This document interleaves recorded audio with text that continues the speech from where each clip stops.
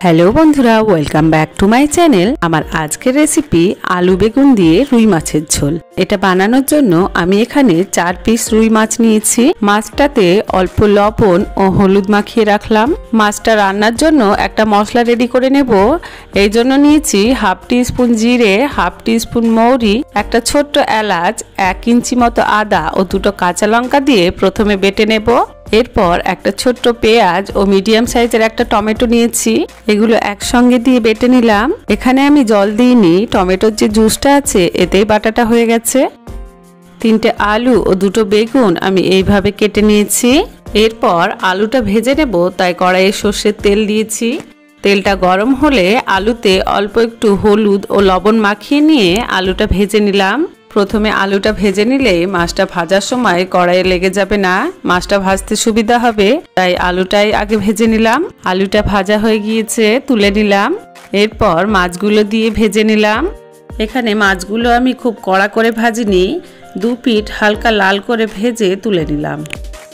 মাছটা তুলে নেওয়ার পর গ্যাসটা লো ফ্লেমে করে দিয়ে আরও একটু তেল দিলাম। তেলটা গরম হলে অল্প জিরে ফোড়ন দিলাম। জিরেটা দেওয়ার পরে লঙ্কা গুঁড়োটা দিয়ে যে মশলাটা বেটে রেখেছিলাম সেটা দিলাম। স্বাদ মতো লবণ ও হলুদ দিয়ে মিক্সির বাটিটা ধুয়ে অল্প জল দিলাম। জলটা দেওয়ার পর গ্যাস হাই ফ্লেমে করে দিয়ে মশলাটা কষে নিলাম। মশলা থেকে তেল বেরিয়ে আসলে কেটে রাখা বেগুনটা দিয়ে কিছুক্ষণ নেড়ে নেব। এখানে আমি বেগুনটা ভেজে নিইনি, তোমরা ভেজে নিতে পারো, তবে এইভাবে বেগুনটা মশলাতে কষে নিয়ে ঝোলটা বানালে ঝোলটা খেতে বেশ ভালো লাগে। বেগুনটা কিছুক্ষণ নেড়ে নেওয়ার পর মশলাটা শুকিয়ে এসেছে, এই সময় ভেজে রাখা আলুটা দিলাম। আলুটা দিয়েও 2-1 মিনিট নেড়ে নেব। 2 মিনিট পর 1 কাপ গরম জল দিলাম। এই ঝোলটা পাতলা হবে তাই আরও 2 কাপ জল দিয়েছি।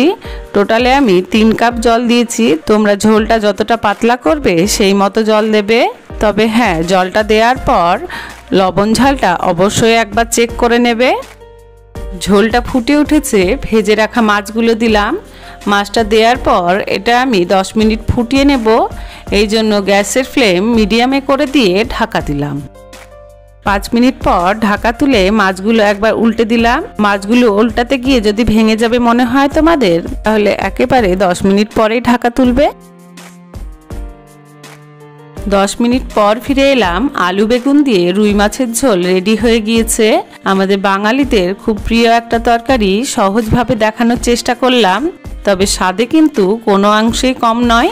রেসিপিটি ভালো লাগলে লাইক ও কমেন্ট করে জানিও, আর আমার চ্যানেলটি প্লিজ সাবস্ক্রাইব করে দিও। সবাই সুস্থ থেকো, ভালো থেকো। দেখা হবে আবার নতুন কোনো রেসিপি নিয়ে। আর আমার এই রেসিপিটি দেখার জন্য থ্যাংক ইউ।